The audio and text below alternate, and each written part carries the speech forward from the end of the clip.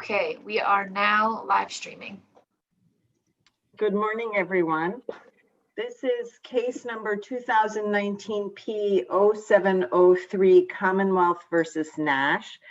My name is Gabrielle Wolohojian. Thank you both for participating in this way. We sometimes have technological glitches, so please bear with us if we do. I normally use the same timing that we have for our full arguments so that each side will have 15 minutes. You don't need to use it if you don't want to. We'll set a clock so you can see how much time there is. Normally there's no rebuttal.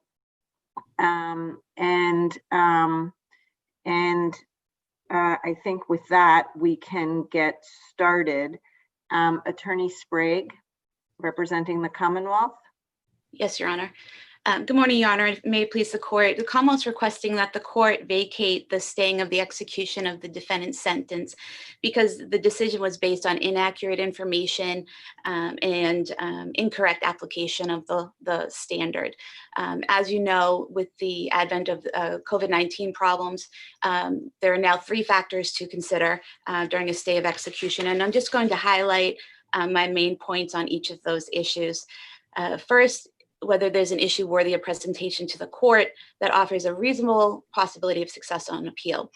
And Judge Gordon, in his findings, did state that there was an issue worthy of presentation, but then he said that there was some possibility of success.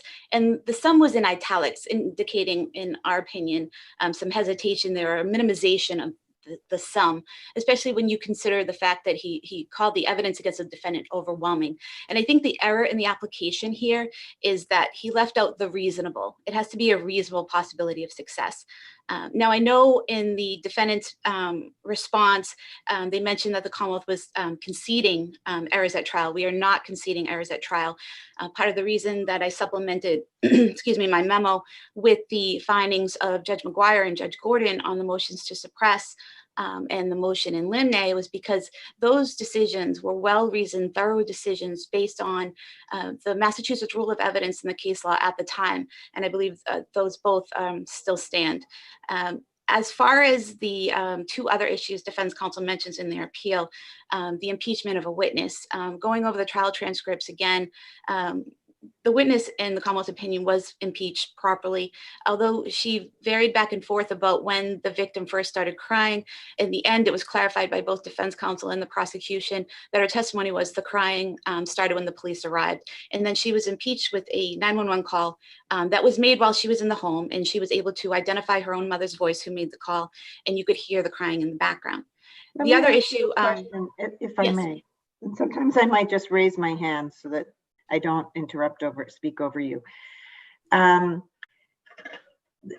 I understand it, or why don't you tell me what your understanding is as to the standard of review with respect to the first prong of the stay analysis?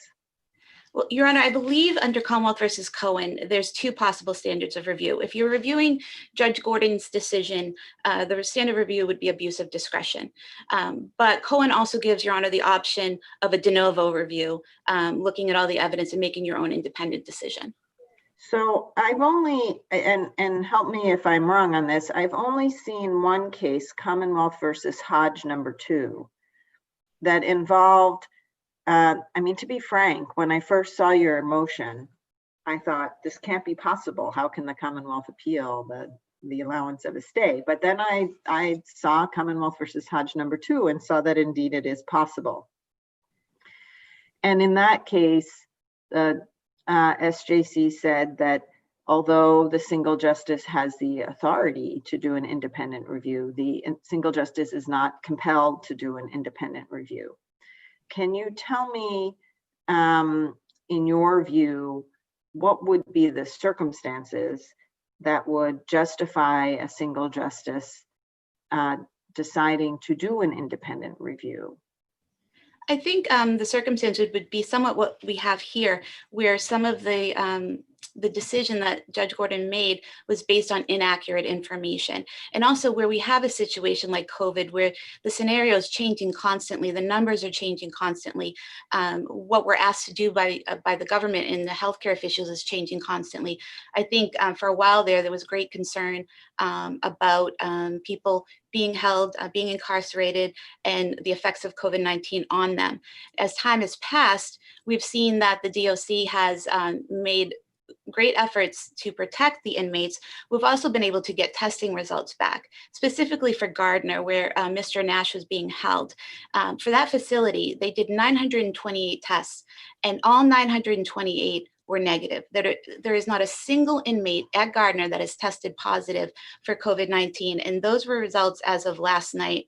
They have I see that, and I understand that. I wouldn't say that the concern seems to have lessened given what I read in the CPCS decision yesterday. Not necessarily that the concern has lessened. I think the concerns and what we do about it are evolving. And so there has been concern, and DOC has done everything they can to address it. And obviously it's been successful thus far in Gardner. Now that could change at some point. But right now the situation is there is no COVID-19 at Gardner. So Mr. Nash was not at risk. And if he were to return, he would be held for 14 days in quarantine and then put back into his dormitory. So it's the Commonwealth's position he would not be in danger. If that changed at some point, say a second wave or something like that, and Gardner was affected, then he could always file another motion. But why should one wait for the harm to develop? What I understand Judge Gordon to be saying is that this particular defendant, in his view, presents no risk to others being released. And I think under Commonwealth versus Allen, I'm to review that factual set of findings and review them only for abuse of discretion. I agree, Your Honor. And looking at those factors, the risk of flight, it's true that the defendant never defaulted leading up to trial, but leading up to trial, the victim had a drug problem, was in and out of jail. It was very unclear and uncertain whether or not we would even be able to get her there for trial. He had not been convicted. He had not served a day of jail time. I think we're in a different posture here where now he's been sentenced to 5 to 7 years. He served a year and a half of that approximately.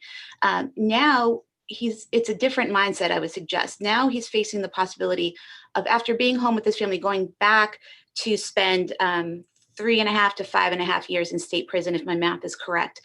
So I think that puts the defendant in a different posture than he was pending trial. So although I do acknowledge he didn't default prior to trial, I think his mindset would most likely be different now that he's served time and still facing time.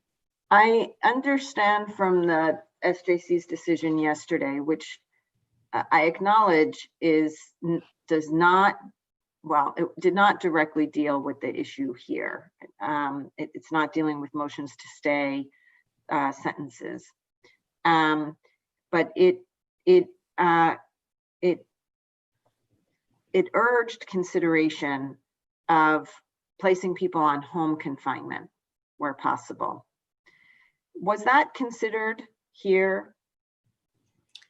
Your Honor, I'm not sure if the DOC considered that option with Mr. Nash. I'm not aware of it being considered, and as the DOC up until yesterday had no ruling from the SJC, I'm not sure they were aware that they could do that. Did anyone, but I've seen some of these. I saw an awful lot of these in May, these motions, and in some of them, the trial court judge allowed the stay on the condition that the defendant be confined to his home and on GPS and only able to leave his home to go to medical appointments, for example. Here was, well, first of all, I guess my first question is, I take it there were no conditions placed on Mr. Nash when he was released? No, Your Honor, the Commonwealth requested GPS, but that was denied by Judge Gordon. And I'm not sure if he had to register yet because the appeal is pending and he's his sentence was stayed. That was an issue that was brought up during the oral argument, and I'm still not sure how he stands in that posture. I would ask the So he court. has no conditions? I'm not, I know there are conditions of release for his probation, but that hasn't started yet. So I don't believe there are conditions of release at this point. Right, that's what I wondered. That would be very helpful for me to know in a definitive way. I pulled the docket down below. I've read all your papers. I've read the trial transcript. And I couldn't see anything. I saw that he had probationary conditions. He had conditions on probation that included GPS, and I didn't. And to be frank, I was puzzled as to why the judge thought that the same judge thought that those conditions were apt after the defendant would have fully served his sentence and been on probation, and yet not be apt now. So I would appreciate receiving a supplement, and I'm sure, and this should not be a matter of dispute. I'm sure you can both agree as to what conditions, if any, the defendant was placed on his release. But I would appreciate, you can just put it in a letter. Thank you, Your Honor. We'll both do that, I'm sure. The Commonwealth would just ask the court to look at Commonwealth versus Mcgowan, which came out on June 1st. It was an unpublished appeals court decision. The single justice that heard it was Chief Justice Green. Then it was heard by the bench of Justice Kinder, Justice Lemire, and Justice Hand. In that case, just released June 1st, the defendant in that situation had asthma, and the court still found that there was not a reason to allow the stay of execution of the sentence because there were no positives at the facility. I'm not sure if he was being held at Gardner or there are a couple of facilities without positive tests, but like Gardner, he was held at a facility without positive tests. And I think I was the single justice on that case. Oh, I apologize. I had the incorrect information. That's okay.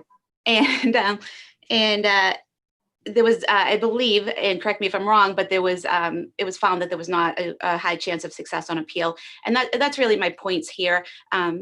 Based on the judge's findings on all the motions, the trial transcript, I don't think there's a reasonable possibility of success on appeal here. And we have a 34-year-old defendant with no health problems at a facility with no positive tests. So we're asking the court to vacate the stay. Thank you. Thank you. Attorney Scapiccio, I hope I pronounced that correctly. You did, Your Honor. Thank you. Good morning, Your Honor. May it please the court. My name is Rosemary Scapiccio, and I represent Mr. Nash. And we're here today to ask this court to uphold Judge Gordon's decision allowing Mr. Nash's stay because there was no, frankly, abuse of discretion. And even if this court were to conduct a de novo review, which I do not think the facts should consider in this case, he's still entitled to the stay for the following reasons. One, he has a reasonable possibility of success on the merits. Now, may I interrupt you for a second? Absolutely, Judge. My understanding of the case law, and I think it's Commonwealth versus Allen, is that I make that determination de novo because that's a question of law. That's correct. So that you can, but you don't have to. Oh, I think even in the abuse of discretion analysis, even if I were to review what the judge did down below, even if I decided not to do an independent review of the entire question, I believe the first prong I review de novo, as I understand it, because it's a legal question. You can, so yes. If the judge got that wrong, that there was no reasonable possibility of success on the merits, how does Mr. Nash get a stay? I think there has to be a reasonable possibility of success on the merits to get a stay. Or in addition, the court has to take the Foster decision from yesterday in terms of the appeal from the SJC to reduce the prison population and use that as an alternative means to keep the stay in place. But then how do I do that consistent with what the SJC has now repeatedly said are the separation of powers concerns? When you say separation of powers concerns, Judge, I think what the Foster decision said yesterday is that there's a pandemic. the jails are not safe, that they're operating over capacity. In fact, I believe in the Foster decision yesterday, the statistics on Gardner itself was that it was operating at 160% of its capacity. And that's what we're dealing with here. We're dealing with a person who doesn't have any underlying conditions, who's in a situation where the commissioner herself has admitted is not conducive to social distancing, that there's no way for a client to protect themselves in a dormitory style setting that Mr. Nash was in under these conditions. But there's no COVID there. There's no COVID there, but there's no requirement that there be COVID before the judge takes that's the action. true. And he's been convicted of serious crimes. Serious crimes, absolutely, Judge. Serious crimes, and he's received a significant sentence. And I understand that we are to consider, or I am to consider, all of the factors that you are mentioning, but I don't see that I'm supposed to ignore the other considerations as well. Well, I don't think you ignore anything, Judge. I think it's Right. overall determination as to whether or not the trial judge committed an abuse of discretion. But the Commonwealth's position— if I were to determine that the trial judge erred in concluding that there was a reasonable possibility of success on the appeal, do I reach any of the other prongs? And on what intellectual basis can I do that? I think you reached the other prongs based on the Foster decision yesterday, which indicated that the need to reduce the prison population, especially in institutions where, if you can do so safely without endangering the public, especially in situations where, like we have here, there's no ability to socially distance and protect yourself. But didn't the Foster decision leave the obligation to achieve that with the executive branch? I think what the Foster decision did is remand it for further findings on some issues. The Foster decision was concerned with Eighth Amendment violations and due process violations, not necessarily motions to stay. Right. And the Foster decision said that the commissioner needed to find ways to try to reduce the population, just generally. It said that judges can't do it. The only way that judges can do it, as I understand it, I still need to operate within the framework for allowing or denying a Rule 6 motion to stay, as amended by Christie. I can't just say the jails are too crowded, I'm going to start letting people out. And that's not what Judge Gordon did here. That's what the Commonwealth says he did, but that's not what he did. A, he was the trial judge. He sat through the entire trial. B, he looked at the issues that we raised as far as the appeal is concerned. And we raised 5 or 6 issues on appeal. He indicated the evidence was overwhelming. He thought what had happened at trial was horrific. However, is there a possibility of success on the merits? Yes, he made that determination as the trial judge. Do you agree that it needs to be a reasonable possibility of success on appeal? I believe it has to be a possibility of success, Judge. Regardless of its reasonableness? Regardless of its reasonableness, it needs to be a possibility of success. What's your best case for that proposition? And I think, Judge, the one that I cited in my pleadings in terms of reasonable possibility, I think it's cited in Christie, and I'll get it for the court as soon as this argument is over. But my position is that with respect to the issues I've never seen it articulated as being just a possibility as opposed to a reasonable possibility. But then who decides the reasonableness? Should the trial judge? It's actually, I think it is me. Or should the appellate court decide the reasonableness? Because in this case, Judge Gordon determined that we had a reasonable possibility of success on the merits. There's nowhere in his findings where he doesn't say it's reasonable. He says he thinks the crime is horrific. He says he thinks Mr.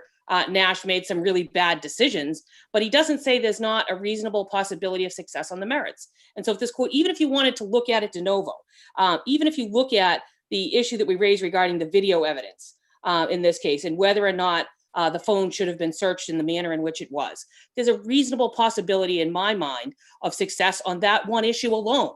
Never mind the issue of the exclusion of the victim's prior false complaints of rape, the improper impeachment evidence by the 911 tape, and the erroneous jury instructions on knowledge and consent. there are very valid issues as far as the appeal is concerned that this court should consider even de novo to determine whether or not there's a reasonable possibility of success on the merits. I believe there is. I believe that, I know this court has already read the briefs, and I think that we spell out in the brief exactly what we think the trial errors were in this case, and we can agree to disagree in terms of whether or not it raises to the standard that this court wants to impose on reasonableness. But what is the reasonable standard in this case? It's not that he has to win on appeal. That's not it. That's never been it. The courts have never required that standard. It's a possibility that he's raising a valid issue on appeal.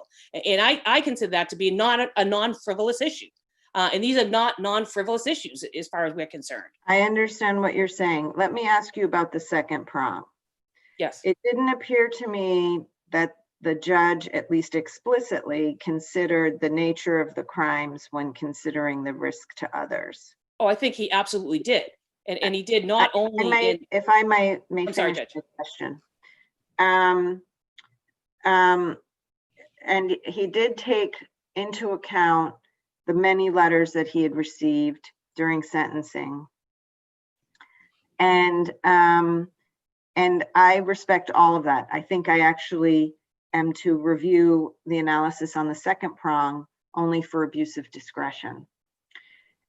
What I didn't see the judge to have considered is placing conditions on release. Did that come up?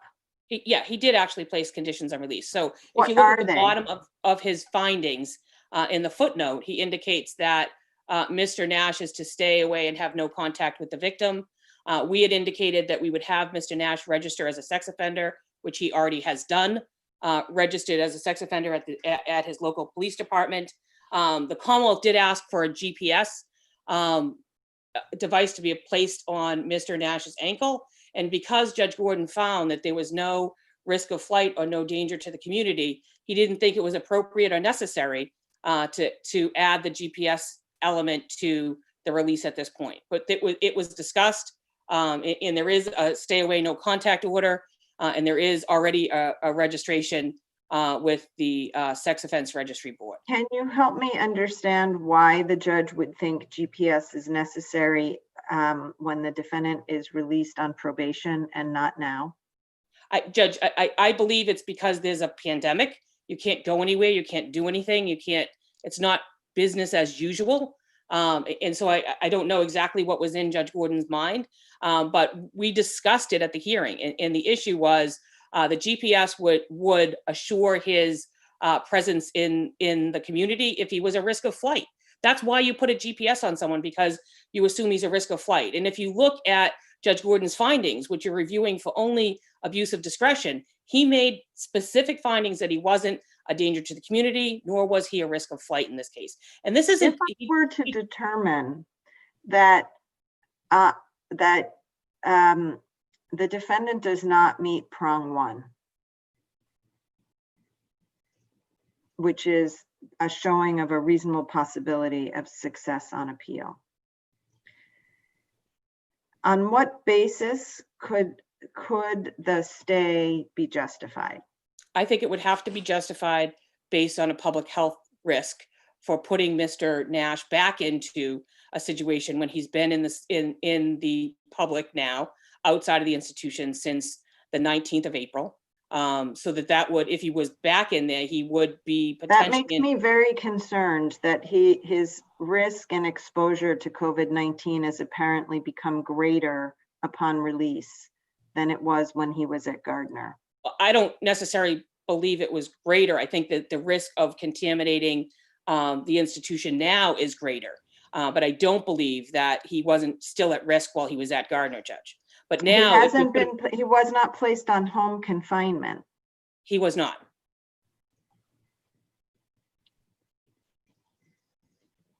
So I agree. The risk. So he's been out and about, and he's not on GPS.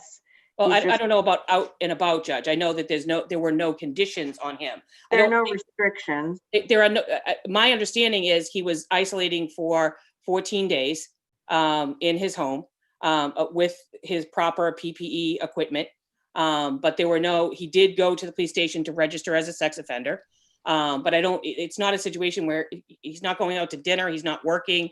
None of those things are happening right now, Judge. But to put him back in an institution puts the lives of all of the people at the institution at risk. All of the staff members, all of the corrections officers, and all of the other inmates that are those 960 some odd inmates that are at Gardner right now, that now will be exposed to whatever Mr. Nash was exposed to put him back in. I know that I have to say this argument confuses me. It makes me question the wisdom of having released him in the first instance.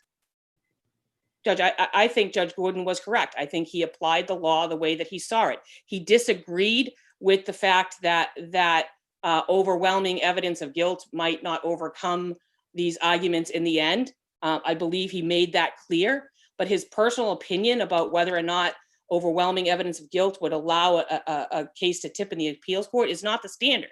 The standard Right. is, did he raise the issues? And I know I'm running out of time, Judge, so I'd like to address, if I could, the issue of the testing at Gardner. I just want to bring to the court's attention the tests that the DOC are now using are the Abbott tests that, as of May 14th, have come under significant scrutiny by the CDC. In fact, the tests and some of the studies that have been done regarding them say that the false positive rate could be as high as 48% for infection. And that's the specific tests that are being used right now by the Department of Corrections. So I'm concerned about that issue, Judge.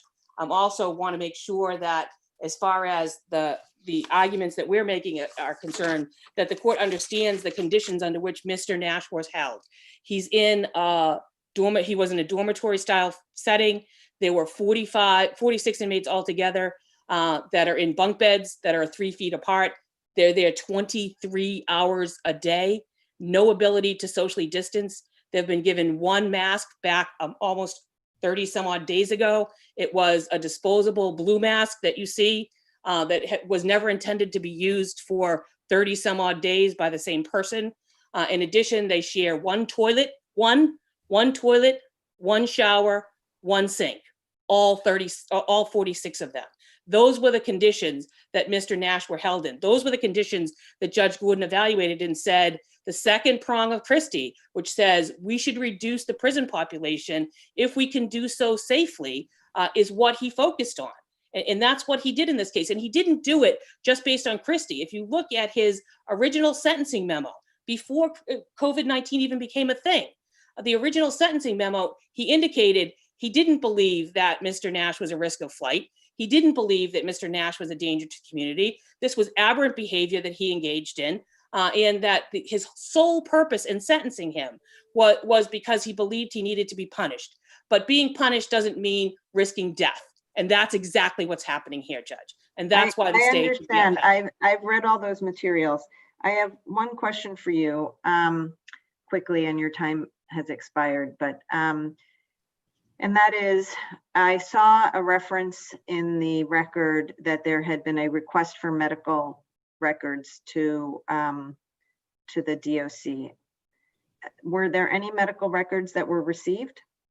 There were medical records received that were of no value to this. He doesn't have any medical issues, Judge. Okay, I've already conceded that. It's not an issue where he has any medical condition that would allow him to be considered for the first prong of Christie. This is strictly the second prong of Christie. What do you do with people who are not a danger to the community, who are not a risk of flight, who has some degree of success on the merits? Can we reduce the prison population by letting them out? Judge Gordon said yes, and I'd ask you to uphold that.